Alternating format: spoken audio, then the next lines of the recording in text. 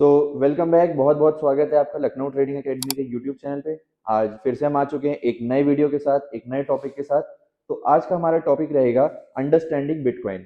आज हम बिटकॉइन के बारे में जानेंगे कि बिटकॉइन कब बना था, क्यों बना था और किसने बनाया था और अब ये कैसे काम करता है। सो वाई बिटकॉइन वॉज क्रिएटेड। सबके मन में सवाल होगा कि भाई ऐसी क्या जरूरत पड़ी कि बिटकॉइन जो है वो बनाया गया या बिटकॉइन अपनी एग्जिस्टेंस में आया। तो 2008 की स्टोरी आप लोगों को बताता हूँ। 2008 में क्या हुआ था, जो ट्रेडिशनल बैंक्स थे या जो फाइनेंशियल सिस्टम था वो फेल हो गया था। 2008 में जैसे सबको पता होगा क्राइसिस आ गए थे। ठीक है, तो 2008 के क्राइसिस के बाद जितने भी ट्रेडिशनल सिस्टम थे, जो भी ट्रेडिशनल बैंकिंग थी, वो कहीं ना कहीं कोलैप्स कर गई। तो लोगों का ट्रेडिशनल फाइनेंस के ऊपर से कहीं ना कहीं भरोसा उठ गया था।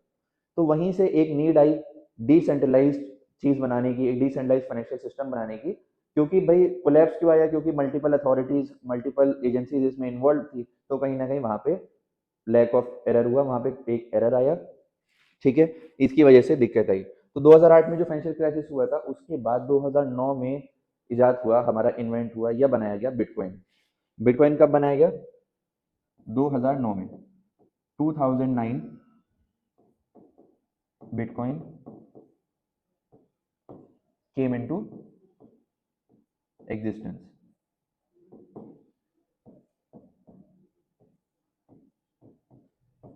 2009 में हमारा बिटकॉइन जो है वो बनाया गया था।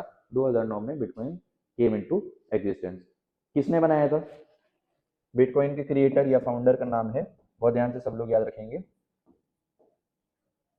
Satoshi Nakamoto. ठीक है, सतोशी नाकामोटो ने बिटकॉइन बनाया। कब बनाया? 2009 में। ठीक है, नीड क्या पड़ी इसकी? भाई ट्रेडिशनल बैंकिंग सिस्टम, जो फाइनेंशियल सिस्टम थे, वो कहीं ना कहीं कोलैप्स कर गए, फाइनेंशियल क्राइसिस आ गए वर्ल्ड में। तो लोगों का उनके ऊपर से, बैंक्स के ऊपर से कहीं ना कहीं विश्वास उठ गया। तो एक ऐसा सिस्टम निकाला गया कि जो भी पैसा है वो सर्कुलेट करा जा सके बिना किसी भी अथॉरिटी या किसी भी बैंक के इन्वॉल्वमेंट के। तो ये नीड थी जिसकी वजह से बिटकॉइन हमारा एग्जिस्टेंस में आया। ठीक है, उसके बाद कुछ इंपॉर्टेंट फैक्ट्स हम जानेंगे बिटकॉइन के बारे में।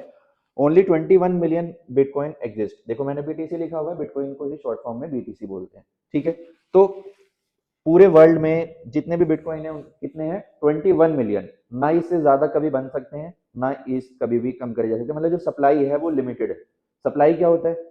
जैसे मान लो हमें पता है कि पूरे दुनिया में कितना सोना अवेलेबल है, तो वो मैक्सिमम सप्लाई है ना, उससे ज्यादा तो बन नहीं सकता। इसी तरीके से जो बिटकॉइन है वो 21 मिलियन है, इससे ज्यादा वो बन नहीं सकते। Mining creates new bitcoin. मतलब 21 मिलियन बिटकॉइन है, लेकिन अभी वो आपस में लोगों की सप्लाई में नहीं है। जब क्रिप्टो की माइनिंग करी जाती है, अभी माइनिंग जो है हम अपने नेक्स्ट वीडियो में, अगले वीडियोस में डिस्कस करेंगे।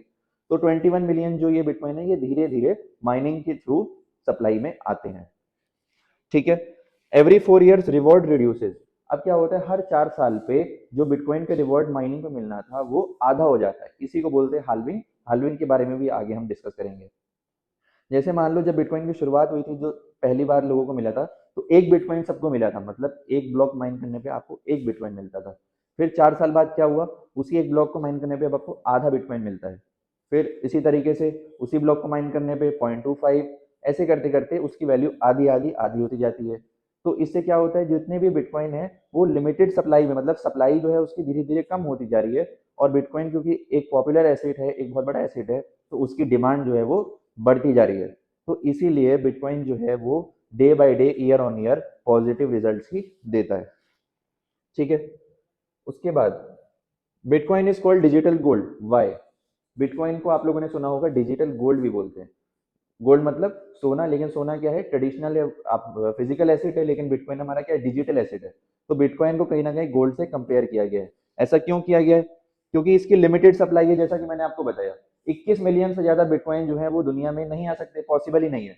कैसे नहीं आ सकते? क्योंकि जो इसकी प्रोग्रामिंग हुई है, जो इसका डेवलपमेंट हुआ है, वो इसी हिसाब से किया गया है। उसके बाद स्टोर ऑफ वैल्यू। अब मान लो आपको कोई भी पैसा अपना स्टोर करना है, तो आप उसको कैसे कैसे स्टोर कर सकते हो? या तो आप उसको लॉकर में रख सकते हो। अब लॉकर में रखने से तो पैसा ग्रो नहीं करेगा। तो उसको कैसे लोग स्टोर करते हैं? गोल्ड में, सिल्वर में इन्वेस्ट करते हैं और बिटकॉइन में भी इन्वेस्ट करते हैं। तो ये कहीं ना कहीं स्टोर ऑफ वैल्यू भी है। उसके बाद हेज अगेंस्ट इन्फ्लेशन। क्या होता है इन्फ्लेशन, क्या होता है महंगाई दर होता है। महंगाई दर मतलब साल भर साल हमें कितना रेट जो है वो महंगा होता जा रहा है सामान का। तो ये हमारा क्या है, हेज अगेंस्ट इन्फ्लेशन। अभी जो इन्फ्लेशन इंडिया का जो गवर्नमेंट बताती है 6% 8% अप्रोक्स बताती है, लेकिन अगर वैसे देखा जाए तो तकरीबन तकरीबन 10 से 12% इन्फ्लेशन जो है वो पड़ जाता है, जो भी हम सामान खरीदते हैं उसके बेसिस पे देखा जाए तो। अब जो बिटकॉइन का जो ईयर ऑन ईयर ग्रोथ आप देखेंगे तो वो बहुत अच्छी है, 50% 60%, कभी कभी 100% भी आपको रिटर्न ये देता है।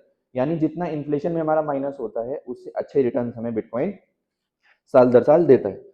उसके बाद लास्ट पॉइंट, ग्रेट पोटेंशियल। किसी भी ट्रेडिशनल एसेट आपका हो गया, जैसे आप स्टॉक में इन्वेस्ट कर सकते हैं, म्यूचुअल फंड में, गोल्ड में, बॉन्ड्स में, प्रॉपर्टी में, किसी भी ट्रेडिशनल एसेट से ज्यादा आपको रिटर्न कौन देता है, बिटकॉइन देता है। तो इसीलिए जो है बिटकॉइन की जो डिमांड है वो समय के साथ साथ बढ़ती जा रही है। जैसे जैसे लोग अवेयर होते जा रहे हैं कि भाई इसमें इतनी पोटेंशियल है, हम अपना पैसा बिटकॉइन में डाल के ग्रो कर सकते हैं, तो इसीलिए बिटकॉइन की जो है market cap year on year बढ़ती रहती है। और पिछले कई सालों का अगर डाटा देखें, 10 साल 15 साल का डाटा देखें, तो बिटकॉइन ने इन अ लॉन्ग टर्म हमेशा पॉजिटिव रिजल्ट दिए और बहुत ही अच्छे रिजल्ट दिए। लेकिन तब भी ये कोई भी फाइनेंशियल एडवाइस नहीं है कि आपको बिटकॉइन में पैसा तुरंत इन्वेस्ट कर देना चाहिए। विदाउट नॉलेज अगर आप कोई भी चीज़ करेंगे तो आप मार्केट में लॉस ही करेंगे। तो पहले पूरा जानिए, पूरा सीखिए, उसके बाद अपने फाइनेंशियल एडवाइजर से कनेक्ट करिए और उनकी सलाह के बाद ही कहीं पे भी इन्वेस्टमेंट लीजिए।